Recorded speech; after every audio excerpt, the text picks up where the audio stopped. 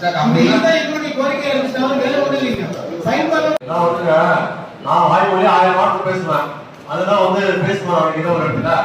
நீங்க வந்து அப்படி மீறி இல்ல சார் அதெல்லாம் சொன்னா உங்களுக்கு என்ன ஆக்ஷன் இருக்கு சொல்லுங்க. சார் அண்ணாக்கு நான் சொல்றேன். யாருக்கு வழங்கப்பட்டது?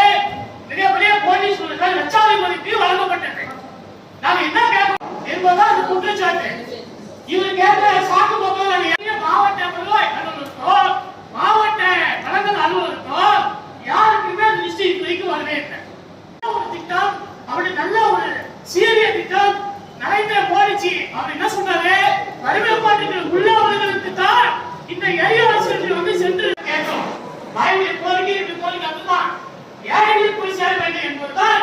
அதுக்கு மேல நீதிபதி கிடையாது. உச்ச நீதிமன்ற நீதிபதி உத்தரவு போட்டு என்ன சொல்றாரு, இருசக்கர வாகனத்தை கொண்டு போகலாங்க.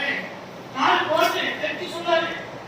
ரசிகன் நான் ஒவ்வொரு புகாருக்கும் அவ்வளவு நடவடிக்கை சார் கை கட்டுங்க. அவ்வளவு நடவடிக்கை வழக்குப்படை இல்லவா நூற்றுக்கணக்கான 200 300 பிடிச்சாரு. ஆனா சார் மட்டும் ஏன் பிடிக்க மாட்டேங்கிறாரு என்று கேள்வி புரியாது. அதே மாதிரி பழைய பட்டியல கேஷ் வெடித்து பல உயிர்கள் வந்து துண்டு சமஸ்யத்தை சுட்டு போயிட்டாங்க. அந்த நிகழ்வு நடக்கக்கூடாது. திட்டப்பட்டியல அது இருக்கக்கூடிய அந்த புலனை வேறு இடத்துக்கு உடனடியாக பார்த்துக்கணும்.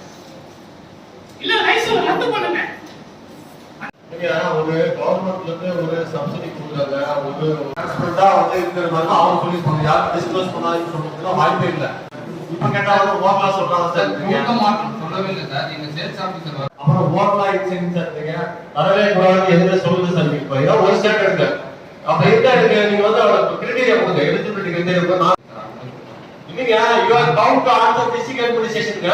இப்ப என்கிட்ட கேட்டா நானே ஐஓசி கிட்ட கேட்டு சொல்லுங்க சார். அதான் சார் நான் சொல்ல வரேன். அவங்க வந்து எங்ககிட்ட டேட்டா கொடுக்காதீங்கன்னு சொல்லல, எங்ககிட்ட கன்சல்ட் பண்ணுங்கன்னு சொல்லிருக்காங்க. எலிஜிபிலிட்டி கிரைட்டீரியாவை நான் வெரிஃபை பண்ணிருக்கேன். நீங்க சொல்ற பதில் ஒன்றும் சரியா இல்லை.